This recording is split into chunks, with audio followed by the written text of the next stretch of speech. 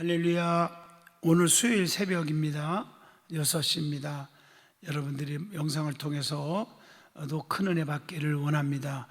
자, 오늘은 레위기 27장 1절로 34절 헌신생활이라 하는 제목으로 오늘 27장을 말씀을 통해서 은혜 받겠습니다. 특별히 27장은 레위기의 부록으로 보입니다. 특별히 하나님께 드려지는 소원과 11조에 대한 내용입니다. 그러면 하나님께 헌신을 하려면 어떻게 해야 되느냐 하는 질문을 던져지게 합니다. 자, 첫 번째 레위기 27장 1절로 8절입니다.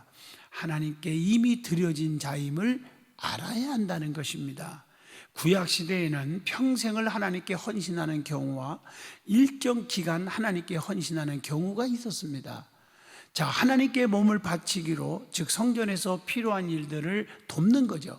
그 바치기로 소원했다가 헌신하기로 소원했다가 부득이하게 실행하지 못하는 경우에는 대신 속전을 하나님께 바쳐야 했다는 겁니다. 이때 남녀노소가 다 마찬가지입니다. 20살에서 60세까지의 남자는 은 50세겔 3절에 나오지요. 여자는 은 30세겔 4절에 나오지요. 그걸 바치라고 했어요. 그리고 5살에서 20세까지의 남자는 은 20세겔, 여자는 은 10세겔 5절에 그렇게 나오지요. 자, 1개월부터 5살까지 남자는 은 5세겔, 여자는 은 3세겔이라고 6절에 기록되어 있죠.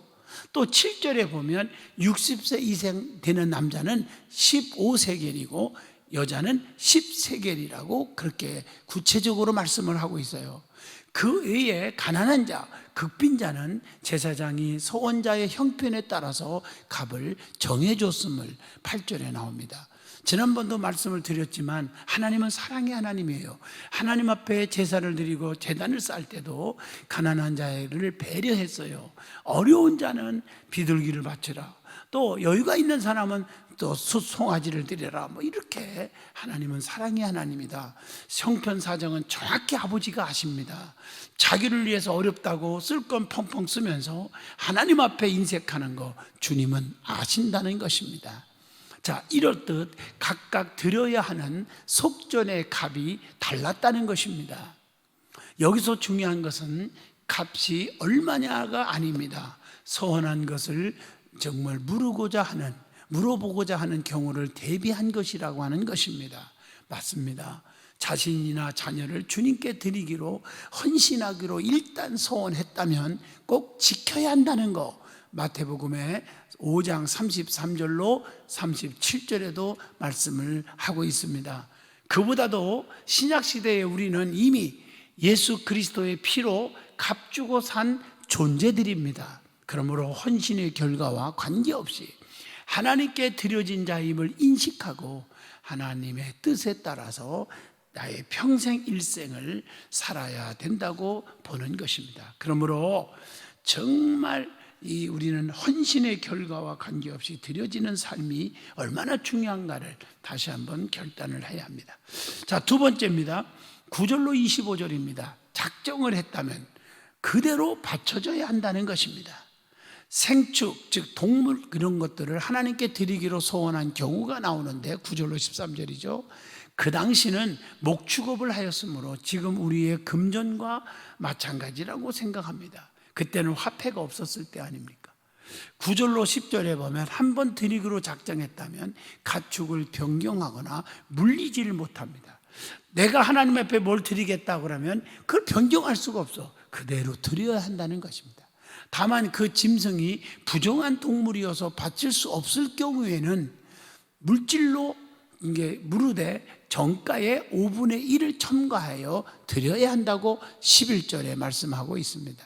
그러니까 벌칙으로 20%를 더 가산하여 드리라, 이렇게 12절로 13절에 말씀하고 있어요. 저는 이 말씀을 이렇게 연구하면서 뜨거운 게 있어요. 맞다, 우리가 성도들이 하나님 것 11조라든가 또 소원한 것을 또 건축, 무슨 기둥 이런 거 약속해 놓고 우선순위 하지 않고 자꾸 하나님 앞에 뒤로 쳐지고 안 한다면은, 여러분, 하나님 앞에 부름 받았을 때 20%가 아니라 얼마나 더 가산해서 하나님이 물릴 정도로 대가를 치르게 하면 어떡할까라고 하는, 이 땅에 사는 동안 하나님이 그렇게 또 이 가산해서 더 하나님 어렵게 하면 어떡할까 하는 뜨끔한 생각도 한번 조심스럽게 해봅니다. 14절로 15절에 보면 집을 드리기로 서원한 경우에는 집을 드려야 했다고 하는 말씀도 구체적으로 나옵니다. 만약에 집을 드리기로 했다가 마음이 변하여 취소하고 돈으로 지불하려면 역시 5분의 1을 첨가해서 내야 한다고 성경은 가르쳐주고 있습니다. 사도행전 5장 1절로 11절에 아나니아와 삽비라처럼 바치면 안 된다는 거예요. 속이고 거짓말하지 말라고. 다 드리겠다고 해놓고 얼마를 감춰놨잖아요. 네, 그래서 하나님 앞에 혼쭐 났지요. 자, 하나님께 예물을 드릴 때 힘에 지나도록 하더라도 자원해서 했으면 좋겠다고 하는 고린도후서 8장 3절로 5절을 깨우쳐 주기도 합니다. 강요에 의해서 남의 눈치 때문에 잘못된 열심히 해서는 안 된다. 이것이 지혜라고 하는 사실을 기억하셔야 합니다. 그러나 중요한 것은 모든 것이 이미 하나님의 것임을 알고 있어야 하고 하나님의 뜻대로 모든 재물을 사용하여야 한다는 것입니다. 또 하나님의 요구에 따라서 바쳐져야 한다는 것입니다. 자, 그러면 질문 하나 던집니다. 우리는 내가 가진 것 전체가 그리스도에 의해서 대속된 것임을 알고 살아가는지, 우리는 하나님 앞에 드려지는 예물을, 헌금을 작정하고 약속을 어기고 있지 않는지, 우선순위를 나에게 두고 내가 할 것 다 하고 하나님의 약속을 뒤로 미뤄지지는 않았는지 반성을 해보게 합니다. 자, 세 번째입니다. 자, 26절로 34절이죠. 소유의 10분의 1이 하나님의 것임을 알고 드려야 한다. 그래서 이게 11조의 생활이 얼마나 중요한가를 알아야 돼요.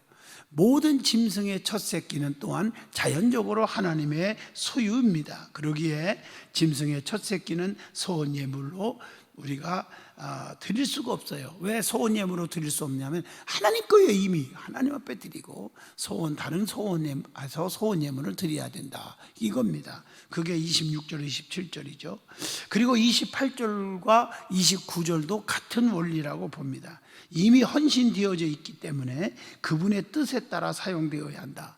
나의 생애, 가족, 재산, 시간, 재능 모두가 하나님의 것임을 고백해야 합니다.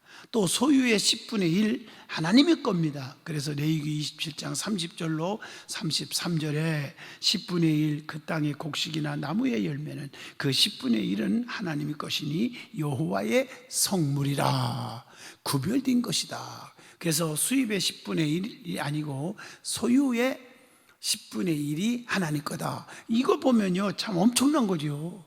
이것 빼고 저것 빼고 수입의 11조가 아니라 소유한 것의 11조라니까 우리는 정말 교회 안에서 이렇게 따져보면 제대로 하는 분들이 과연 얼마나 있을까 하는 생각을 해봅니다. 자, 신약적인 표현으로 보면 첫 새끼뿐 아니라 전체가 하나님의 것이고 다 하나님의 것이고 10분의 10이 전체가 다 하나님의 것이라고 하는 고백을 하게 됩니다. 로마서 8장 32절이죠. 다 하나님께로부터 온 거 아니겠습니까? 그러므로 하나님께 바칠 때에는 내 것을 바치는 것보다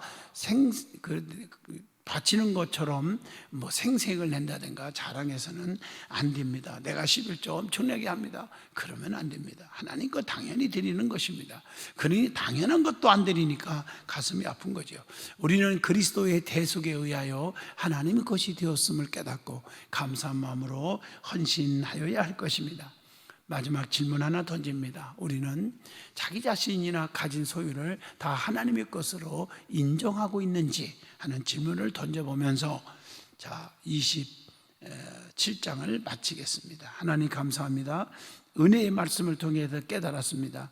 하나님 앞에 첫것 드리고 그리고 소원한 것은 우선순위로 드리게 하시고 그리고 11조는 하나님 것임을 인식하고 기업의 11조, 개인의 생활의 11조 다 할 수 있게 하여 주옵소서. 예수 이름으로 축복하며 기도합니다. 아멘.